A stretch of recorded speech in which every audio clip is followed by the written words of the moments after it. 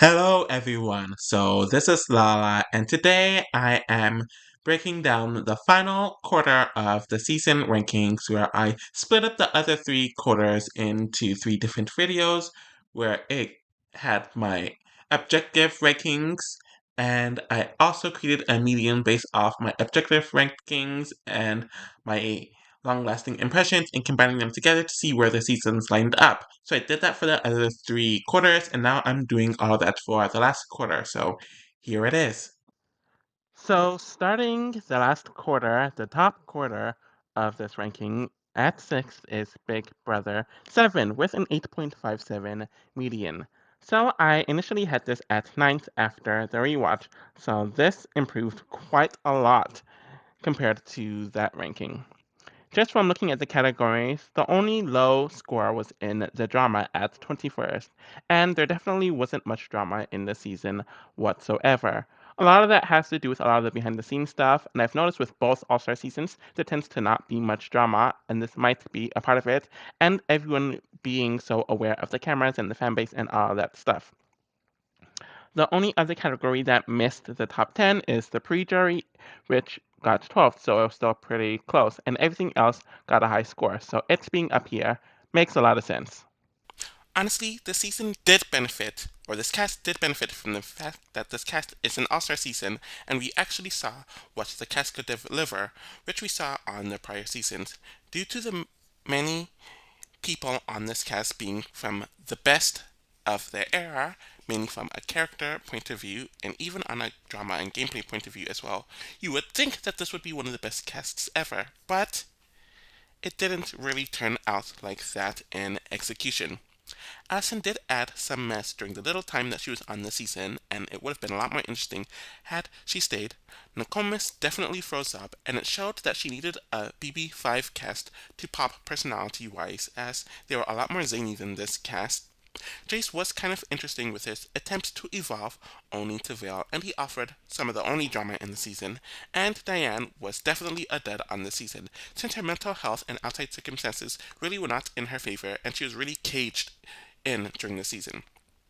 Karen Kaser, was at his most boring this season, and his rhetoric lost a lot of its luster here, where I just didn't care. Marcellus was just bitter without the humor or charm or charisma that made him likable in his prior season to balance it out. Howie didn't age well at all and is also just as miserable without the humor. James was pretty much the same in the season, though he was a lot more justified here compared to his first season. Danielle is still iconic, though you can tell that the backlash from Big Brother 3 affected her, and she did calm herself down a bit, though she was still as charismatic and still as funny and insightful. Chicken George was just there in general, and you could tell he was just grateful to be in the game, and he was kind of a passenger to everything that was happening. Will is even more iconic in this season with everything he offered here as he really kicked it up on the entertainment and gameplay level. While Janelle had pick me tendencies, she was definitely in pure form this season and offered a lot to it.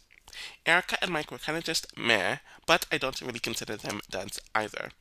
A lot of good in this cast, but a lot of people are just shells of their former selves here, too, and it really just wasn't fun to watch a lot of them. Some people might have been expecting for the season to make it so high on the list, while others felt opposite, and I was in that camp for a bit. The pre-game elements definitely caused things in the season to be a bit muddied, but that was bound to happen.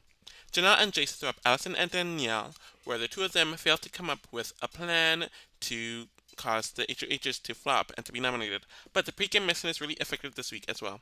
The Sovereign 6 win the following three HOHs, where they mainly boot Season 5 because of pre-game drama, and Town was definitely fanning the flames between all sides of the house to their advantage. Danielle wins the following HOH and finally takes the shot at Season 6, though it was the alternative shot after Janelle was saved with the veto, or Janelle saved herself with the veto, and the Legion of Doom Alliance have a nice run for it during the next few weeks.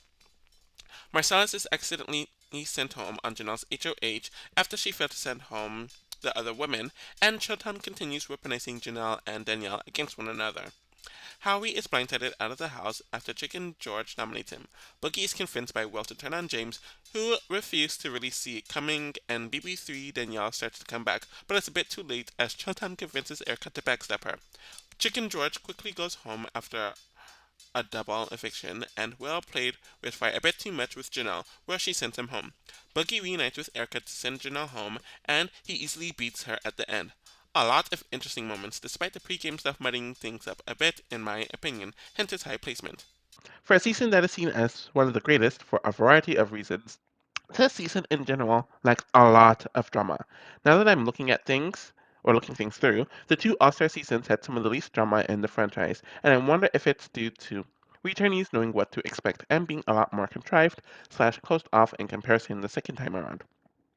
The only stuff pertaining drama that I remembered was that weird K-Star and Wells stuff that was very unsatisfying in the second week, which they edited down as it involved more people in the house arguing. Jace and Marcellus going at it, which was great, and it was a result of Jace getting sent home again, but we rarely got anything that was this intense during the season. There was quite a few back and forths with James and the rest of season 6, as he was getting pissed off with their strategy in general. Howie and Bucky did go at it after Howie was blindsided out of the house, but it was very quick. The only other notable drama in this season was Danielle getting backstabbed by Erica and drunk Danielle telling her off, and of course Erica couldn't handle it. Oh, Will and Janelle's romance ends poorly, but that was more uncomfortable than anything. Not much drama happened in the season, hence it being here. I'm not shocked that the season ended up making it this high, and it's definitely deserving of its placement. The returning players is definitely a twist, since it's something that was never done in Big Brother before, and it could have easily turned out badly, as we saw with Big Brother 22. But the cast here, while not the best, is definitely good enough, especially for the era that it's in. And America ended up choosing the house guests, which of course caused them to vote in all the people from the recent seasons, though there is some speculation that the producers ignored this and brought in who they would have wanted to bring in anyways, so it just kind of worked in their favor. A huge twist of this season that is also implemented in every other season afterwards is the power of veto players being randomized. So we saw in the prior two seasons before this that the house guests and nominees always just actively chose who would play for them or with them in the veto competition. And when it comes to stuff like this, it made it very easy to backdoor someone, which we saw in BB5 and BB6, where having the wheel be randomized here, sometimes the backdoor target did have a chance to win the veto and they had the chance to play in the veto, and it was just up to fate. So this caused things to be a bit less predictable, and I think here's a welcoming twist. And it ended the outright backdoor since there's a chance that they could fail, and we've seen them fail in many seasons after this. The coup d'etat was introduced in the season, and while we didn't see the twist itself play out, we did get to see how the person got to the twist, which was by putting down a bunch of clues and for the house to guess what all these clues were adding up to state a phrase, and Mike ended up doing that. If they did this in Big Brother 11, I think a lot more people would have liked the twist even more. And the final twist of the season is the double eviction night, where two people go home on one night. And this is the version of the double eviction that they've used every season after this, and even on Canada. Though I wish they would do the double eviction week, like how they did it in earlier this season, BB6 and BB5 as well. Overall, a very solid list of twists pertaining this season, hence its spot here. If I remember correctly, I had this pre-jury a lot lower on my last list, and while I might have grown a bit more fond of it this time, my opinion of it really has not changed, since I do think it's the weaker element of the season and weaker than a lot of other pre-juries. We start off with the dual HOH twist with Jace and Janelle winning, and due to Danielle and Allison overplaying, they found themselves on the block. There was some back and forth about who to boot, and things tipped over against Allison last minute. The network has Kesar winning HOH, and he nominates Diane and Nokomis, where nothing really interesting happens in the week, and the house ends up booting Nokomis, even though some of the season 6 wanted otherwise. James wins HOH and continues the season 6 reign, and he's obsessed with booting Chicken George, since he pre-gamed with damn near everyone else. But his worst case scenario happened, with his targets winning the veto, and he's pressured by his alliance to turn on Jace, which caused a lot of drama, especially with Marcellus. Janelle is finally able to get Diane out, though she did it in a way that pissed off her alliance and all of the house. And then Danielle wins HOH to finally break the season 6 streak, aligns with the Legion of Doom, and then Kesa gets booted after Janelle saved herself with the veto, though making a ridiculous risk with nominating James. Overall, it isn't a bad pre-jury, but just mediocre at best all around, and the steamroll for most of it did not help it either. A part of me wasn't expecting for the season to make it so high on the list, since it really only consists of 2 weeks, and the season isn't one that's known for drama. We have the start of the jury period, where Erica had her HOH taken from her, and Janelle wins HOH to target Danielle, but Chotan and James throws the veto to her, which causes some drama with the Salves, and Marcellus as well as Janelle are blindsided when he is sent home. The final 8th round was crazy. Despite it being a double elimination round where Chicken George randomly wins HOH, attempts to target James, which fails, and is course last minute by Boogie to target Howie, which leads to Howie snapping at the both of them during separate moments. We finally have the breakup of the Legion of Doom at the final 7, where Mike is told by Will to target James, and we have the infamous finger gates with James and Janelle in the veto competition. This period of the season was overall very fun, and is arguably the peak of the season. We start off the endgame on a very strong and heartbreaking note, where Erica is HOH and she wants to target Janelle, which ends up failing. So she has to nominate either Danielle or Cheltown, and she's convinced to put up Danielle, which causes a lot of drama between the two of them, which definitely tugged at your strings. It was a brutal but memorable betrayal. Though we had our first standard double eviction night, where Will almost wins a comp and Erica saved her ass, causing Chicken George to go home. We then have the final 4 round, where it seems like Erica is dead in her rights, but Will's showmance with Janelle, going a bit too far for his comfort zone, caused for a domino effect to happen, and the women got together to realize that they were being played all season, causes for Janelle to boot Will. Of course, Erica goes back to Mike conveniently when he had all the power, so Janelle went home and Boogie went against Erica. Overall, it was definitely more of an action-packed endgame, hence its placement, despite it being a less than satisfying final 2. At fifth place is Big Brother 3 with an 8.5 median, just barely beating Big Brother 7. And this is interesting because my first impression of this season had me ranking it as first, and I believe I had it as first in my last season rankings a few years ago. This season has 6 categories since there's no pre-jury technically, so it was interesting to see how that either benefited the season or put it at a disadvantage. And honestly, the season would have been higher had it not been for the drama category, where I did place it at 18, since there wasn't a whole lot of drama in the season. And it does have a few 10s, like the jury portion and the gameplay, which bumped it below some of the others that are higher than it. I'm really going back and forth about whether this cast is number 1 or number 2, but it's really close and I might change it several times before I actually upload this video, but it is here for now.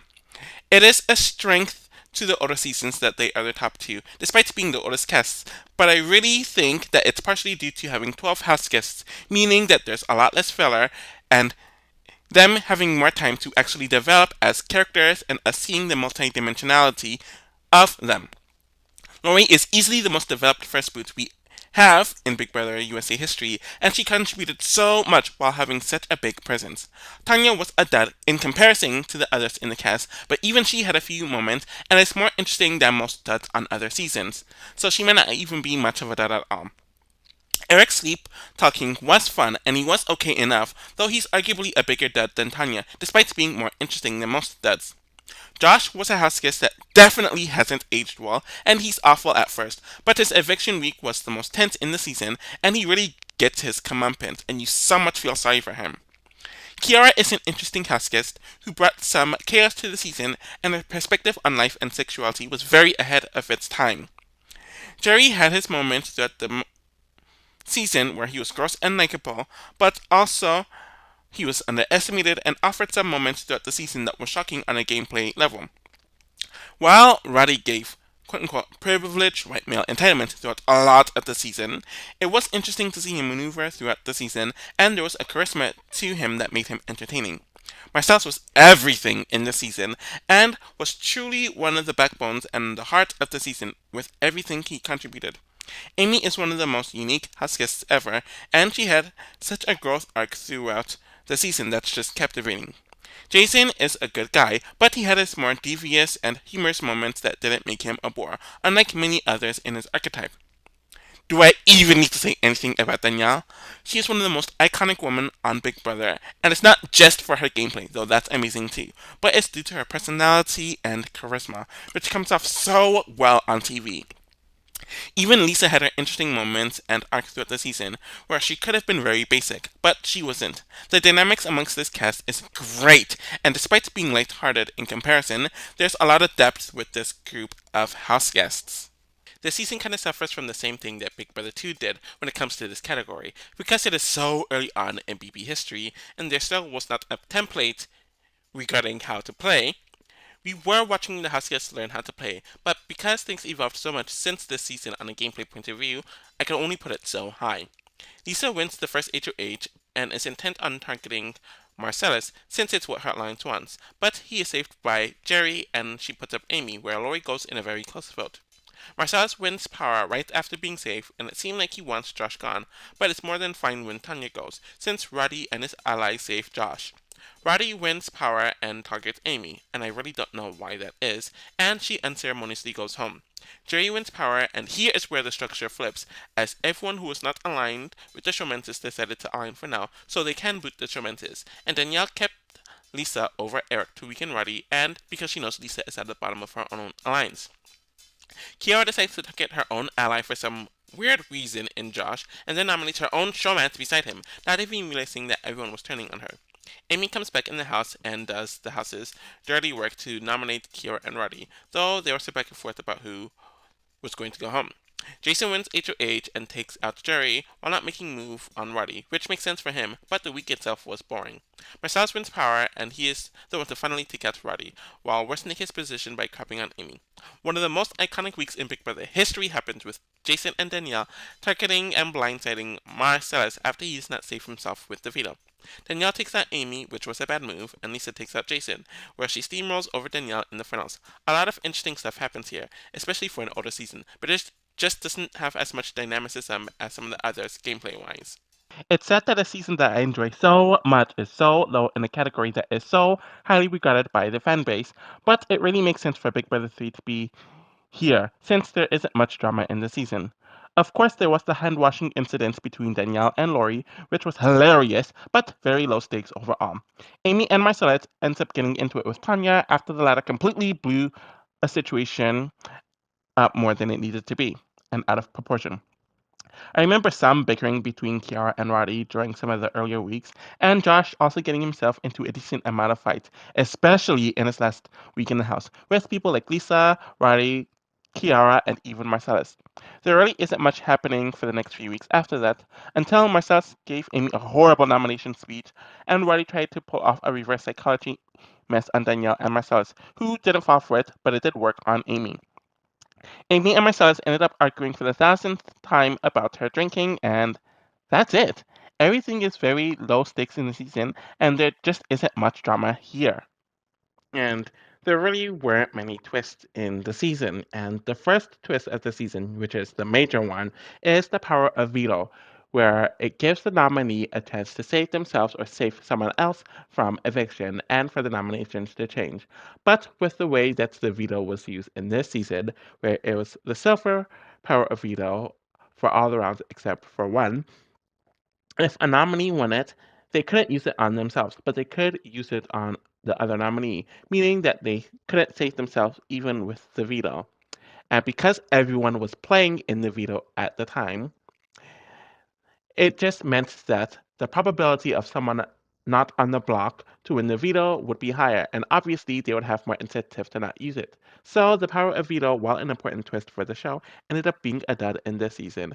And they changed it for the golden power of veto in the final five, where the nominee could use it to save themselves, but Marcellus didn't use it, and it's just way too iconic, and we all know what it is.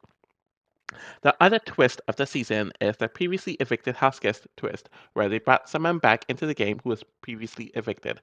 As we all know, the first four evicted house guests were sequestered after being evicted, and they had to do a bunch of trivia and they had to do a hypothetical situation of the amount of money that they would give up before they faced a house vote which caused Amy to come back over Eric. And I really like how they did it here, though a lot of the house guests had resentment over the fact that someone could come back into the game, and it definitely played a part into Amy's journey during the second half of the season. But overall, I liked the twist of the season, and they really did bring something interesting to the cast and season overall. Though I just think the other three seasons are stronger when it comes to their twists. This season has the advantage, or some could say that it's also a disadvantage, that the non-endgame jury portion of the seasons lasts for, or this one lasts for a bit more than half of the season, just due to the fact that there is no pre-jury in BB3. The first week involves Lisa and her alliance trying to target Marcellus, but Jerry uses the veto on him, pissing off the entire house, and Lori is booted in a close vote. Marcellus ends up sending home Tanya the next week in another close vote, and then Roddy targets Amy in what seems like a personal move, though you have some good content from the cast in some of these early weeks.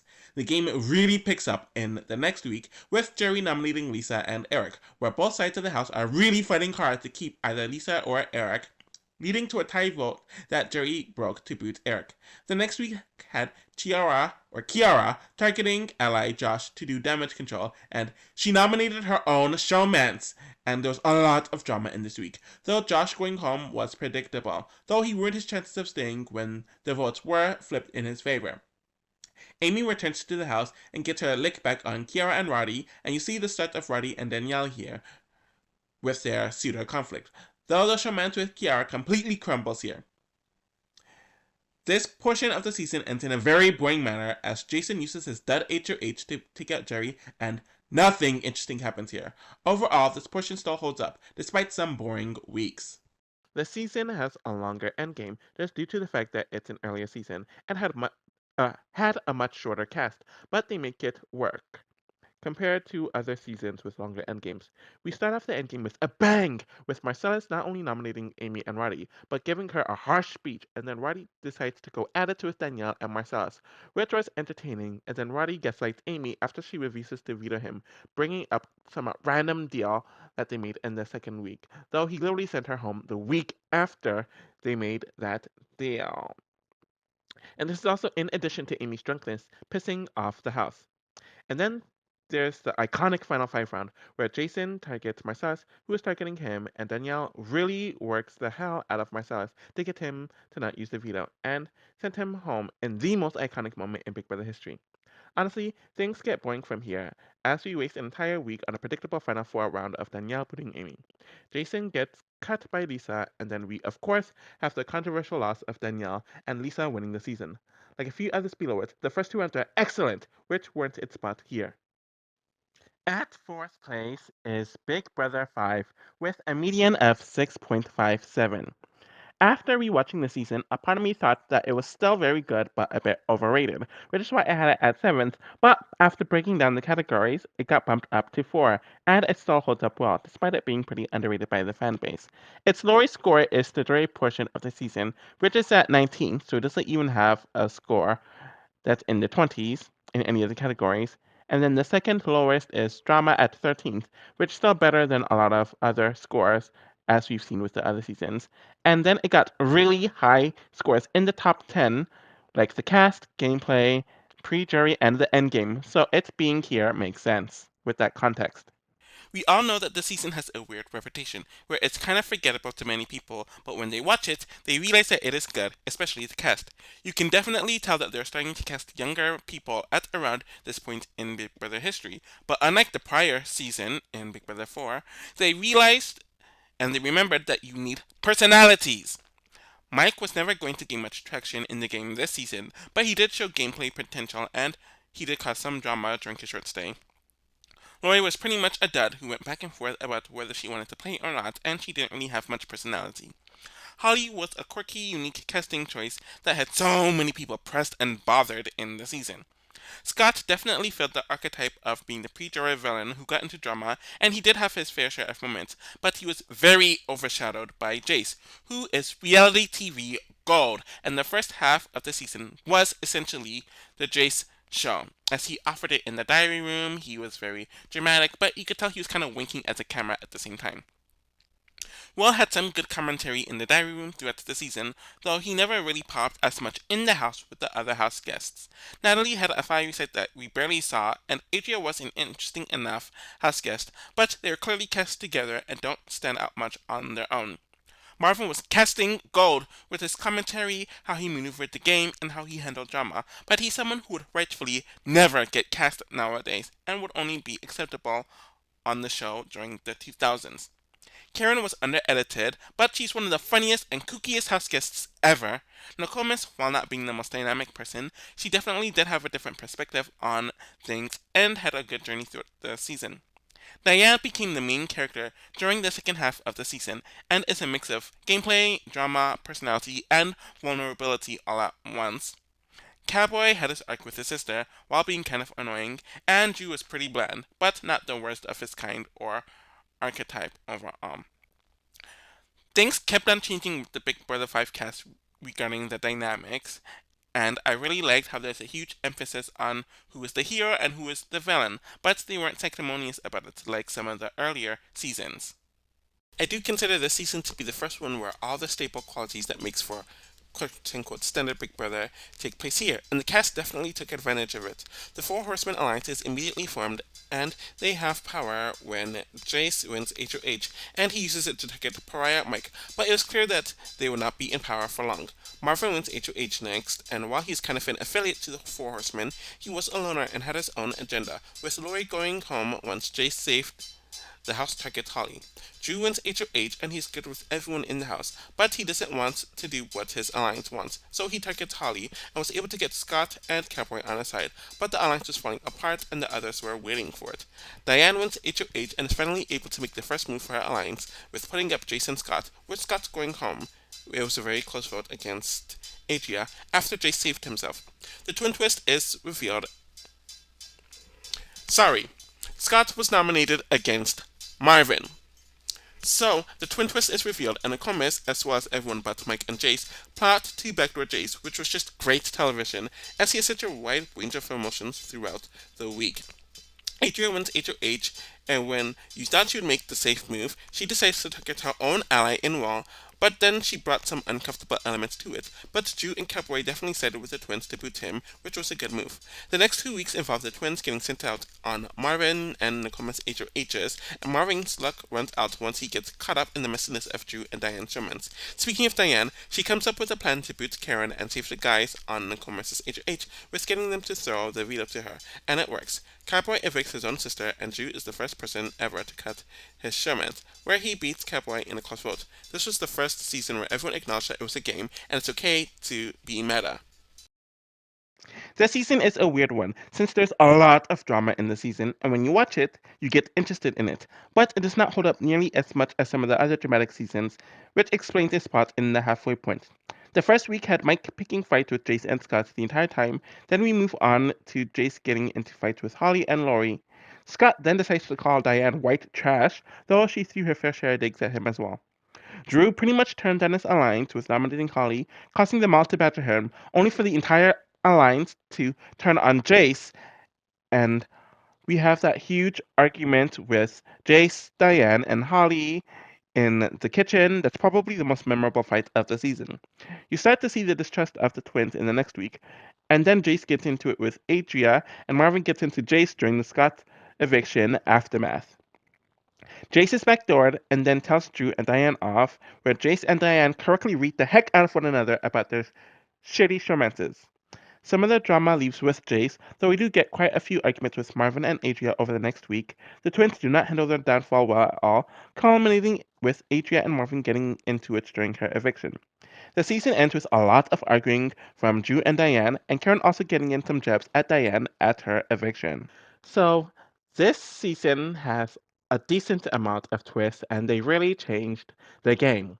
So, with the veto competition, they decided that only 6 people can partake in the veto competition, which gives the nominees a lot better chances of winning the competition, since it gave them a 1 in 6 chance, where in prior seasons it would have given them a 1 in 13, 1 in 12, 1 in 11, 1 in 10, 1 in 9, 1 in 8 and 1 in 7 in those earlier weeks, just giving the incentive for someone who's not on the block a higher chance to win. But with this, it means that the chances of the nominees winning the veto are 2 and 6 since there's two nominees. And it means that the HOH and the entire house had to be on their toes. And they did this because they saw how in the prior two seasons, the veto in general was just not getting used. And we saw a lot more usage of the veto due to this twist.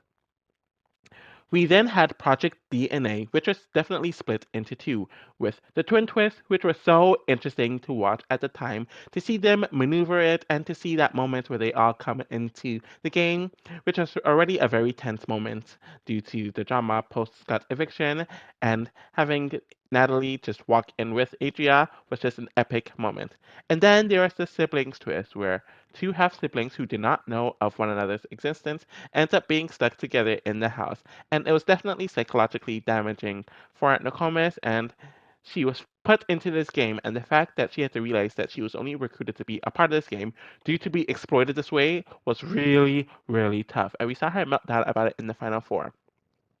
And the final twist of the season is the double eviction week, which isn't the same as the double eviction that we have come to know, but I actually do like this version of the double eviction, where they did an eviction 2 days after the prior eviction, and then the second eviction would be 5 days afterward. And it really sped up the end game of the season since they did it here in the final six. And as we all know, the end game weeks are generally the most boring since there's so little options and everyone's just drained and they want to go home. So to have it sped up here was a great choice, and it really helped with the pacing of this season. When the word iconic comes up and you think about pre-juries, Big Brother 5 is definitely up there, and it's the second pre-jury in existence. Jace won the first HOH and set up his Four Horsemen alliance quickly, where Mike consistently talked about targeting the people in the alliance and attempting to make alliances with everyone else, but people in the alliance.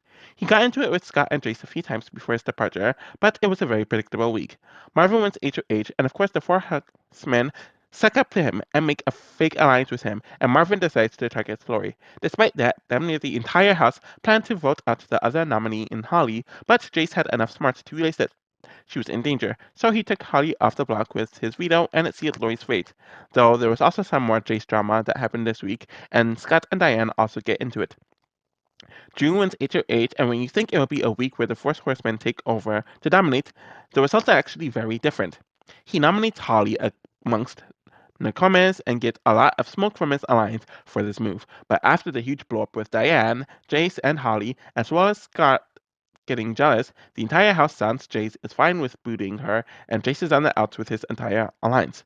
Diane wins HOH after a long battle with Jace, and she of course nominates him with Scott, though her plan fails when he wins the veto and there's a close vote between Scott and Marvin, but ultimately Scott gets evicted.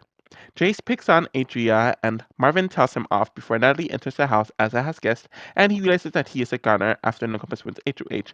But the six finger plan took place, and he was shocked that he was safe for a bit before the iconic moment happened.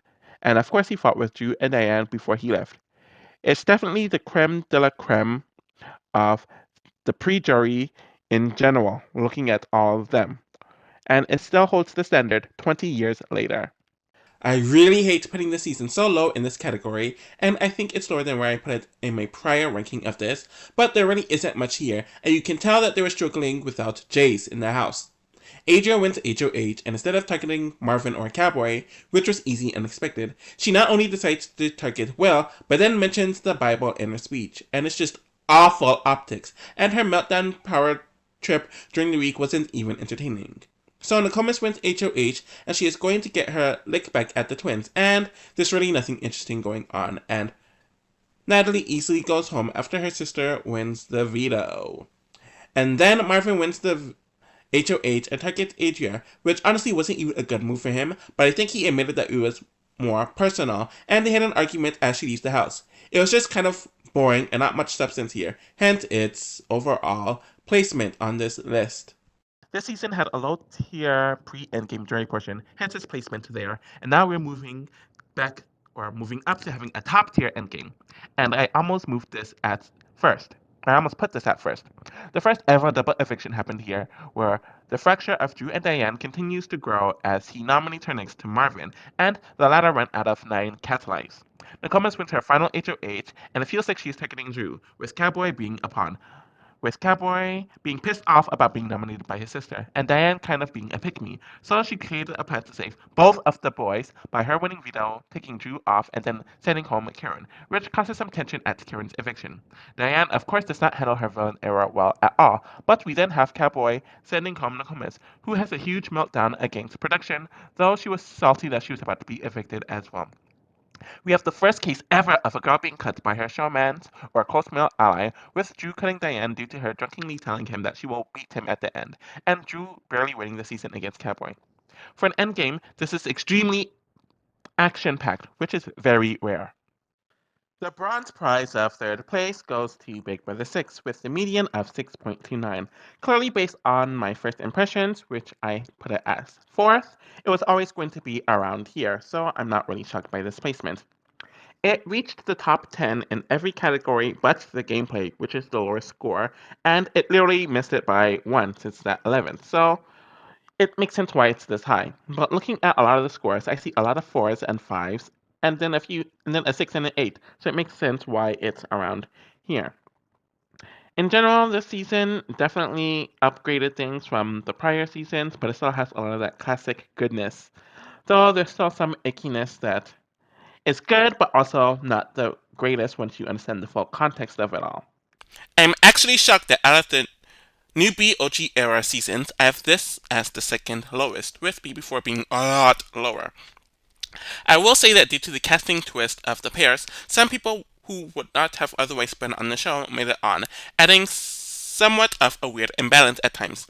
Ashnia was an outright dud, while Michael got into drama during his last week. It was very cringe and creepy, so you can't even really enjoy it.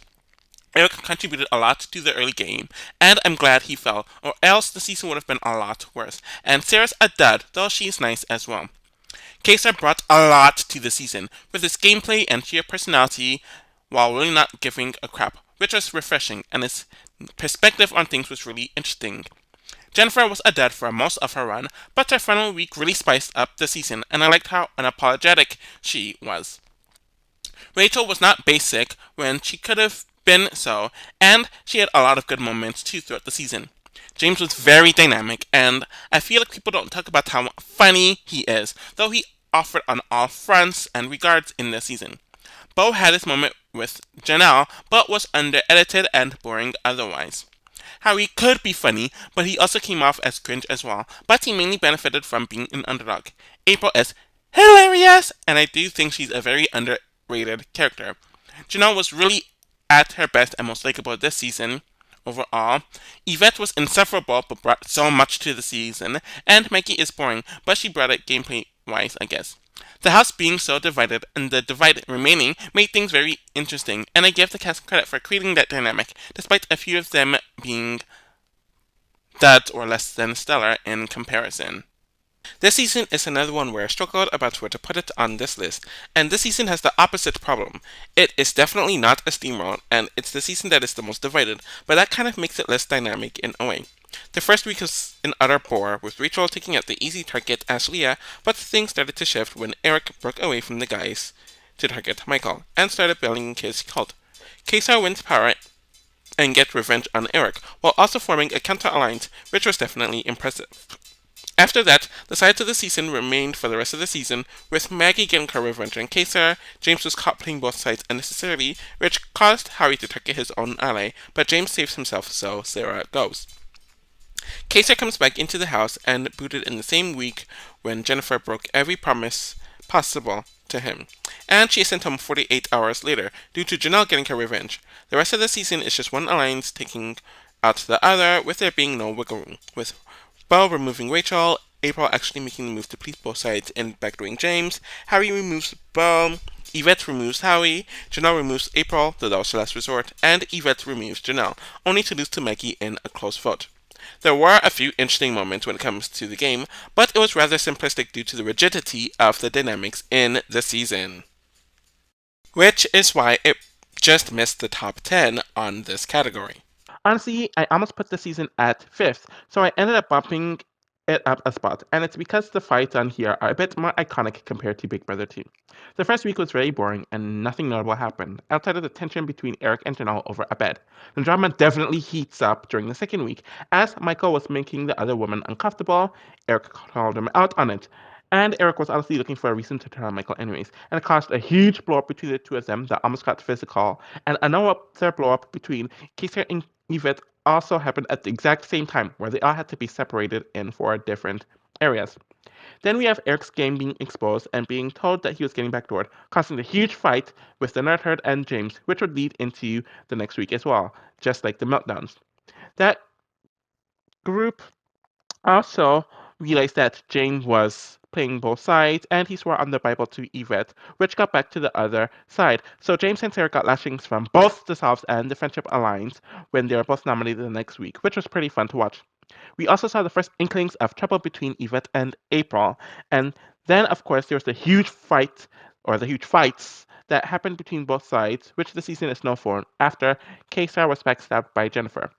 Then we had that weird moment between Rachel and Bo when he nominated her, where they talk about black and gray or whatever. Things calmed down a bit more after that, but things really peaked up when April and Yvette went at it really hard during the final fire, and I was really invested, where it caused the drama of the season to end on a great note with the infighting. In general, I just think the other 3 seasons are more consistent with the drama and it's spreading out a bit more and a bit better. So with Big Brother 6, I did like the secret partners where they were all individual players, but everyone in the house had someone that they knew, but it wasn't broadcast in the house, which I thought was very cool, and I liked seeing everyone figure it out, though it caused the excitement of it to really crumble as everyone figured it out, there's no secrets there, and everyone made sure that there wouldn't be a pair at the end. The other twist of the season is the previously evicted house guest that was determined by a public vote. And obviously, because Kesar was so loved, Michael really wasn't liked, and Eric was hated by the audience, it was very obvious that Kesar was going to come back. In general, I really like that the season didn't have many twists whatsoever, and the strong emphasis on casting twists that was done in this era really brought the best out of the cast, though it did cause the gender imbalance between the men and the women. But honestly, I think it really works for the season. Unfortunately, I just think that the other 4 seasons had stronger twists that not only affected their seasons more, but affected the seasons after it and becoming staples, though they were initially twists in their inaugural seasons. Hence why it is here on this list and in this position. But 5th place in this category isn't bad for Big Brother 6. For a season that has a longer pre-jury, this one definitely is the best in my opinion. That is a longer pre-jury. And what's even more interesting is that this season, hence the pre-jury, started in a very bad position with a boring, uneventful, and unmemorable first week, leading to the forgettable Ashlia getting booted. Things started getting divided and a bit more interesting in the next week, with the mess with Michael and Eric, as well as Kaiser and Yvette, though there was nastiness there, and the friendship side started to form around here, which put Eric in the middle. Casey got his lick back for Michael's eviction with forming a counter-alliance of the Southern Six and creating this plan to boot Eric and the blind side after the voting competition was brilliant television. Things definitely calmed down in the next week, with Maggie getting her lick back for Eric's eviction by nominating James and K-Star, and James swears on the Bible and gets some heat from the friendship for joining the other side. Howie went age of 8, and instead of taking the shot at the other side, he targets James and Sarah, where they are of course upset, but the couple gets a lot of wrath from both sides, and we see the start of the tension between April and Yvette here. Do I even need to say anything about the final week of the pre-jury? Kaysar comes back and almost wins HOH, but gives it to Jennifer under a list of stipulations, where she breaks every single one, ultimately ending with her sending him home, where the Souths brought hell onto Earth. Definitely up there with being one of the most tense and most iconic weeks in Big Brother history, and ended this portion of the season on a very strong note. I'm definitely struggling with some of the choices here, but this season being next in this category makes sense. We start off with the double, which in this season meant that there was an eviction about 2 days after the last one.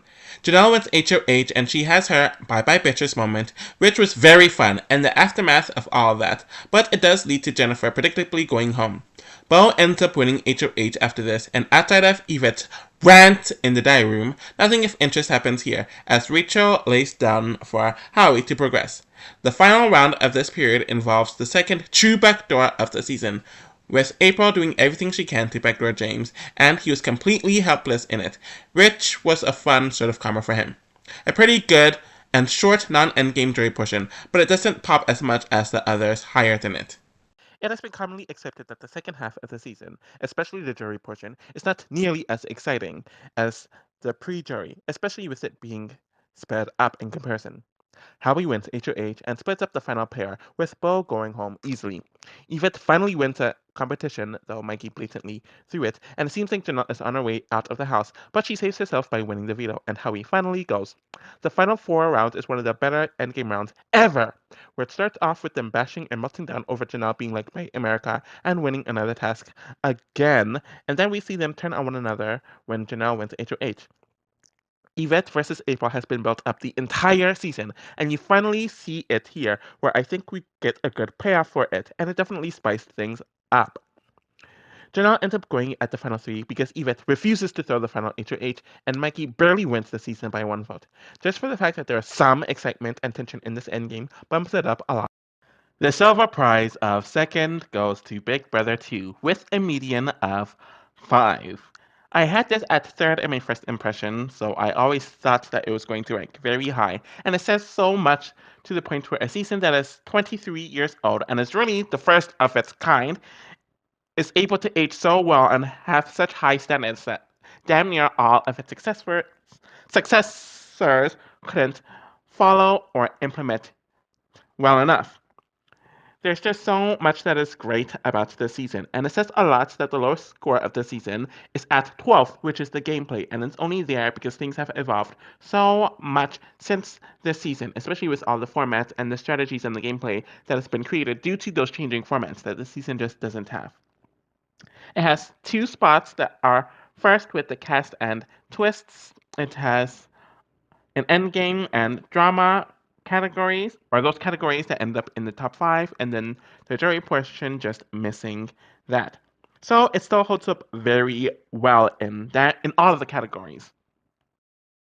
It says a lot that a 23-year-old season that was really the first of its kind pertaining Big Brother made it so high on the list, and this is after the other casts had more time to get it together and actually had a template on what should be a good cast. One thing I'll say about Big Brother 2, or the cast, that I arguably can't say for any of the others, is how raw it is. They showed how they felt, and you really feel for all of them as humans, instead of just archetypes of house guests or reality TV stars, causing them to be more multidimensional, and them really being in this experience that no one really knew what was lying ahead. Justin should not have ever been in the house due to his plethora of issues, but he did make an impression. Cheryl was definitely the MILF archetype, but she was more interesting than Tanya and had her few moments. Autumn had so much vulnerability and insecurity throughout the season, where she goes through a mini arc and journey during her short time. Shannon is a menace in a lot of ways, and definitely brought some of the show's first iconic moments, but she did have some insecurity that was shown as well. This was Mike at his most honorable and likable, but even he had a lot of good moments throughout the season. Kent had somewhat of a growth arc through his friendship with Bunky, which was interesting to watch. Krista is someone who is supposed to be the quote-unquote sweet woman of the season, but she had a lot of trauma and darker elements to her that was interesting to watch. Bunky had to become tougher and stood up for himself as the season went on, while losing weight, and he really isn't a stereotypical gay man compared to his successors. Hardy is supposed to be the sweet man, but he had his devious and villainous moments as the season went on, and he really started losing it towards the end. Monica is a great narrator, and her authenticity was a great thing to watch throughout the season. Nicole and Will had brilliant arcs throughout the season, where seeing who is the hero and who is the villain is a common theme, and neither one of them really fit into either perfectly.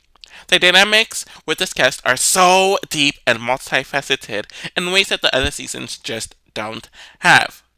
I had a hard time ranking the season, especially when it comes to the gameplay. One big thing about the season is that because there's no template, they had to create the template, and you saw a lot of that struggle within the season.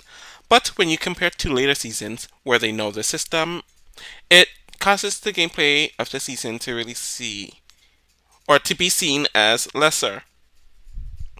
And despite that, there's a lot of interesting stuff here. Totan forms in a alliance and decides to target Nicole, but because of their treatment of everyone, the other Huskies got together to form an alliance and boot Cheryl. This is impressive since people on the outs rarely ever do this to get together and to take on the side that's already formed. Krista plays the middle by booting Autumn while protecting Chilton. Hardy went to the next HOH, and this is the start of his run during the season, and the top alliance finally is able to split up Chilton by booting Shannon, and Kent continues the job with his win by booting Mike. But he didn't realize the top was crumbling and his structure was weakening. Hardy wins again, where the tension with Kent really blows up here, as he and Nicole decide to align with Will, and the alliance breaks. Kent also turning on Krista a few weeks prior to this also contributed to it.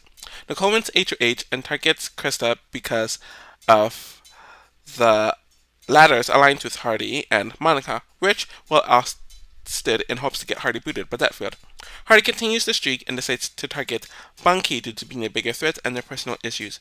Will ends up making the move of targeting the power couple by throwing the HOH to Monica, who nominates Nicole and Hardy. Nicole ends up taking Will to the end, and he wins to her. I think that causes this season to be higher is that we really got to see the cast learn how to play the game and see how self-interested they all were and their struggle with embracing it fully. For being the true OG Big Brother season, this season really showed out when it comes to the drama and showed the brilliance of what BB USA could be, especially after the tame at best BB1. Right from the beginning of the season, we have Kent and Justin about to get physical over pillows. Nicole and Mike going at it because of him being vocal about wanting to send her home, and then there was a huge mess with Potato Chip Gate, and then Mike trying to sleep with Adam to get her to vote his way, causing a huge fight between Adam, Mike, and Shannon, and then it kind of turned into a house fight as well. We then move on to arguably the first iconic moment of the show overall in Toothbrush Gate, where Shannon is pissed off at Hardy for nominating herself and Will, so she uses his toothbrush on the toilet. The two get into several arguments throughout the week, and then Kent ends up catching a few strays from the both of them as well. Kent ends up getting power hungry, and Mike argues with him since he feels like he saved Kent the first week and brings up Kent's parenting, while Kent also ends up arguing with Hardy because of their different aligning paths, and the two of them have a huge screaming match where they're reading the hell out of each other in their weekly meeting. We had a bunch of fights with everyone yelling at Bunky and Kent during that week. Monica's rant during this period is iconic. Nicole ends up getting some heat from Krista and Nicole when she nominates the Krista and Monica. And then there's the huge fallout of the Untouchables, where Krista and Hardy get into it. We have Bunky and Hardy getting into a lot of fights throughout the next several weeks, one of their fights being over cigarettes, though things have been tense between them for a while. And then Nicole starts lashing out Will a lot more around this time, especially after he throws the final 4 HOH to Monica. Monica and Nicole also get into it quite a bit during the final 3, from light skin to Monica roasting Nicole at her eviction. The drama was there from beginning to end, and while it definitely aged, it didn't age too much, hence its placement. Honestly, it is very impressive that the first season of this format ended up topping all the others, despite this being a 23-year-old season as I'm recording this. But there are so many changes that were made from the first season that really made Big Brother a pop culture phenomenon and a reality TV staple. One, we have the twist that the nominations are allowed to be discussed not only amongst the other house guests, but with the HOH in general, where they can plot who they would nominate, and it really pushed the strategic elements of the show that was dormant in Big Brother 1 because they were following the international versions, and as we all know, that did not work in the US. So this was a definite need and a definite change of pace that really benefited the show overall. The second twist is the fact that there's a head of household, which is created by a competition where the person who wins the competition ends up being the sole person that controls the two people that are nominated for eviction, and one of them goes home. So not only can you save yourself and your allies with this power, but you also determine one of the two people who will go home at the end of the round. The next twist is that the house guests vote out someone. So obviously in Big Brother 1 and in the international versions of the show, the house guests are voted out due to the public vote, and it makes it boring because they tend to vote out the more boisterous and the more interesting personalities, and the more boring and tame house guests remain in the end, but it doesn't make for a good show. But with the house guest vote here, people are voting out others that they either do not like, that aren't in their alliance, that they just can't live with, or people that they are generally threatened by on a gameplay point of view. So it adds a lot of different layers, and it also encourages a lot more drama, a lot more backstabbing, and a lot more deception. And then the final twist that was added in this season is the jury. So, as we all know, the very first season of the show and the international versions determined their winner by the public vote, but in this season, it is determined by the house guests that were voted out. So, depending on how you treated the house guests that you voted out and how they reflect on the game by just thinking back to their experience in the game, but watching the season will determine whether you will win or not. And while I don't really like the public influence of this due to the fact that the jurors are watching the show live with the general public and they know how everyone feels, that can definitely influence the vote. But in general, Big Brother 2 changed things up so much to the point where all of the twists introduced in the season are Big Brother staples, and there really would be nothing without it. Like Big Brother 3, this season was somewhat at an advantage due to there being no pre-jury, meaning more weeks for this period, but it's also at a disadvantage for the same reason, meaning that the chances of there being more boring weeks/rounds are a lot higher. The first week had a split house and was a prime example of just because you're in power via an HOH, it doesn't mean that you have power in the house. As Mike targeted Nicole, but the house flipped to boot Cheryl as an FU to him and his alliance. There was so much fighting and mania that happened in the week, though the next week was Krista targeting Autumn, and it was boring as hell. The next week definitely kicked things up a notch with Hardy's HOH, though he was initially targeting Will, but because Shannon lost her mind and started attacking Hardy in many iconic fights, in addition to her wanting to be voted out, she was voted out instead. While less tame than the prior week, the next week did have Kent and Mike going at it for a lot of it, since Mike felt or feels like Kent owes him for saving him on his, meaning Mike's HOH, and then we see the crumbling of top, especially with Hardy and Kent. This tension between Hardy and Kent really grows in Hardy's second HOH, especially when Hardy and Nicole turn on top and the two men go at it, and then everyone is just really annoyed at Bunky and Kent, where we see changing dynamics that, well, took advantage of. There's a lot of good stuff here, so I think it's a solid pre-endgame jury portion. This season definitely delivers, despite being the first one of its type, and this one has a really long endgame, which made it even longer due to the expulsion. Sorry, it was made even longer due to the expulsion in the first week, taking away a round. Nicole went to HO8, and there's a lot of aftermath regarding the Untouchables alliance getting exposed, causing Hardy and Krista to go at it. Krista is mad at Wolf for selling her out, and then Monica had a few speeches and rants too. We even had a week where nothing happened as a result of the expulsion earlier, though you had everyone checking Hardy for threatening everyone over the PB&J twist that happened. Hardy wins his final HOH and is gung-ho about going after Monkey, where we see them go at it several times over the week, one of them being over cigarettes, and Nicole is getting really annoyed with Will. And everyone is trashing the pair of Nicole and Hardy, which Will uses to his advantage.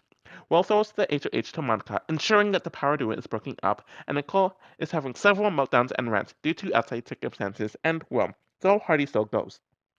We see Monica and Nicole go at it a few times during the final three, though one of them was under what quote unquote light skin was, and Monica gave us the first eviction fight ever. Will wins against Nicole, and we had a really satisfying endgame despite its length and there being no template for the season to go off of.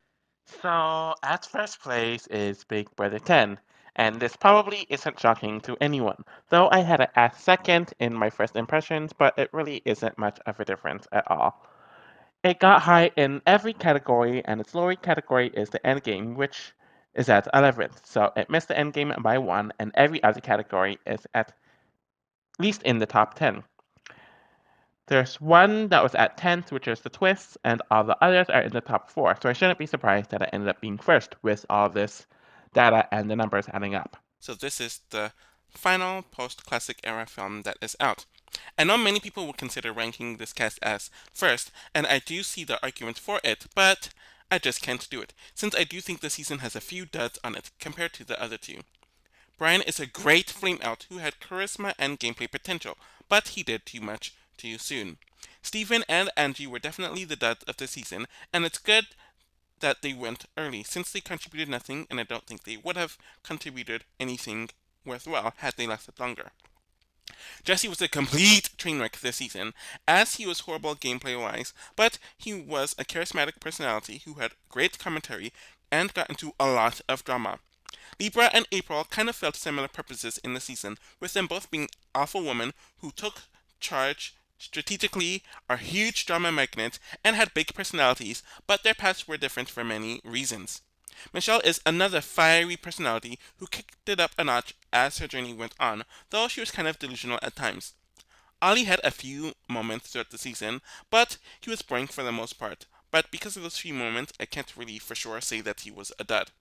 There is absolutely no one like Rennie in Big Brother history, and she was such a joy to watch throughout the season with how she handled all this.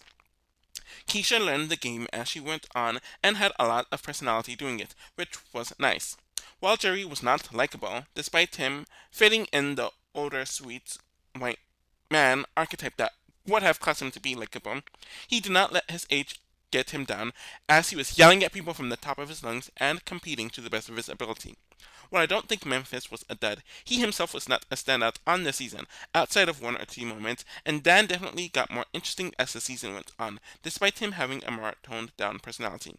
This cast is proof that leaning older towards your casting is definitely a better thing, as it brought back that sense of all walks of life that a lot of the seasons before this and after this were missing. And I wish they would go back to something like this. It seems like it was the obvious choice of being number one in this category, and for a while I actually didn't have it at number one, and only switched it at the last minute. A lot is happening here, as Brian is able to seemingly run Jerry's HOH until Libra, April, and the Coven immediately put a stop to Brian's game, and they, as well as Ali, are able to rally the troops of 8 to get Jerry to do what they wanted, which was to send Brian home. Jesse wins HOH and sends Steven home, which is pretty boring, but you started to see the cracks in the Coven Alliance as well as the two sides of the 8 Alliance. Keisha is the first one to make a move to destroy the group of 8 with nominating Angie and Jesse, though the other side tries to get her to target Libra. April wins the next HOH and expecting the house to respect her wishes to send Memphis home, just like Keisha's HOH was respected. But she pisses off her allies and she gets too close with Michelle and Jesse, and her own alliance flips the vote on her. Michelle wins HOH and is able to get revenge on the other side for booting Jesse by getting rid of Libra, and the alliance of Memphis, Dan, Keisha, and Rennie is solidified here. It gets relatively more tame from here on out, as the quarter I mentioned pretty much dominate the rest of the season, sending home April, Michelle, and Ollie on Rennie, Dan, and Keisha HOHs with relative ease, though Jerry won a random HOH that threw a wrench in their plans. Bottom woman in the alliance, Rennie just went home. Keisha and Jerry easily go next, and Dan mobs Memphis in the final vote. I think even with some of the more boring weeks, there was the Russian roulette and Memphis missing Jerry in the final 5 that makes up for it, causing it to be at. Honestly, I went back and forth about where to really put the season when it comes to this category, since there are so many iconic and hugely memorable slash quotable fights in this season. But most of it was in the first half of the season, and while there was some drama in the second half, it just didn't compare. But the other two seasons had a bit more flaws, and so I moved it from third, where I had it initially, to first. Jesse and Rennie were fighting from the very first night over something so random, and the two continued arguing after they were nominated. I got called out by April and Libra about his alliance with Brian and Dan, so he decided to flip on that alliance. I remember Jerry and Rennie randomly going at it right after the eviction, where she calls him out for his shadiness, and then we see Libra and Keisha start falling apart here, where she sets up Jerry and Rennie going as Libra in a pretty funny but pretty disturbing way in that fight about the so old comments. I also forgot to mention April and Keisha's fight earlier on as well. Jesse and Libra start going at one another pretty hard here, and Jesse lashes out at Keisha ridiculously during her HOH several times. And then we have Memphis snapping at Jerry for being called a womanizer, which ended up being true. We, of course, have the birthday fight, and I don't even need to explain how epic this is, as it will always be in the best moments catalog montage of the show. Of course, you had the blind side of Jesse's eviction, where both sides were going at it very hard, though it's mainly the four against Libra and somewhat Keisha and Rennie. And then we have the feast fight, which was so edited down from the live feeds to the episode where it's criminal. Things come down during the second half of the season, where the only notable drama in this portion was Ollie and Michelle losing their minds after Dan double crossed them, and Keisha having a meltdown once she realized that the boys are evicting her. So when it comes to this list, I rank the twists that either detriment.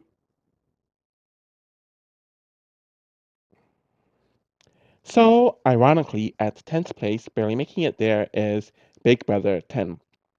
When it comes to how I rank this list, I generally put the seasons that had twists that actively made the seasons worse and or were way too convoluted down at the lower end of the list, and twists that actively improved the seasons that they're in are going to be at the top. And with this season, there really isn't anything to say. There's only one twist, which was the temporary America's player, which was only brought into play during the fourth week, which Dan was given the opportunity to do. And while this week is one of the best in Big Brother history, it wasn't due to America's player, since Dan would have voted out Jesse even without it. And the season would have been fine without it.